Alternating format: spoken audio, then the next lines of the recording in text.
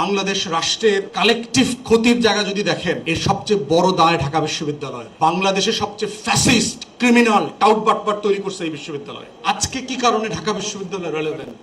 কালকে চোখ বন্ধ করে চিন্তা করেন তো, ঢাকা বিশ্ববিদ্যালয়টা শাটডাউন করে দেওয়া হলো, দেশের কি ক্ষতি হবে? চিন্তা করছেন কখনো? আসলে প্রয়োজন আছে কিনা এরকম একটা বিশ্ববিদ্যালয় থাকার? সে আসলে কি পারপাস সার্ভ করে? সে আমাকে রাষ্ট্রকে কি দেয়? সে যা দেয় তা দিয়ে কি আসলে এই রাষ্ট্র ফাংশনাল কিনা? এখানকার গ্র্যাজুয়েটরা কি গত 50, 60, 70 বছরে যা প্রডিউস করেছে দিয়ে রাষ্ট্রের লাভ বেশি হয়েছে না ক্ষতি বেশি হয়েছে? বাংলাদেশ রাষ্ট্রের কালেকটিভ ক্ষতির জায়গা যদি দেখেন, এর সবচেয়ে বড় দায় ঢাকা বিশ্ববিদ্যালয়। বাংলাদেশের সবচেয়ে ফ্যাসিস্ট ক্রিমিনাল টাউটবাটপাট তৈরি করছে এই বিশ্ববিদ্যালয়। গত 30-40 বছরের এই আওয়ামী ফ্যাসিবাদ, এই বিজেপির হিন্দুত্ববাদ, বাম পতিত যে স্বৈরাচার তৈরি হয়েছে, সবগুলো এখান থেকে তৈরি হয়েছে। এখনো শিক্ষকদের একটা বিশাল অংশ হচ্ছে এই মুসলমান নামধারী হিন্দুত্ববাদী অমিত শাহ।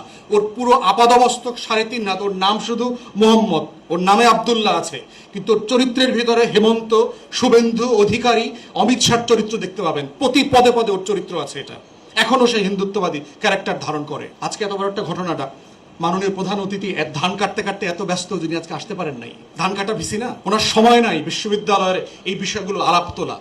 এবং এই হিন্দুত্ববাদী শিক্ষকরাই বিশ্ববিদ্যালয় রিসার্চের জন্য বাজেট দেয় না, পরিকল্পিতভাবে দেয় না। কারণ তারা এখানকার শিক্ষার্থীদেরকে গোলাম কর্মচারী হিসেবে ভবিষ্যতের জন্য প্রডিউস করতে চায়।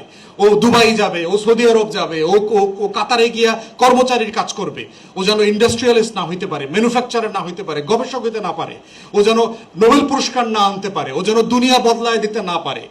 এইরকম গোলাম ছাত্রছাত্রী আমি এখান থেকে প্রডিউস করব। কাগজ দিব, চোতা দিব, কিন্তু ওই চোতার ভিতরে কোনো দক্ষতা থাকবে না, শুধু থাকবে বেকারত্বের অভিশাপ। বাংলাদেশ রাষ্ট্রের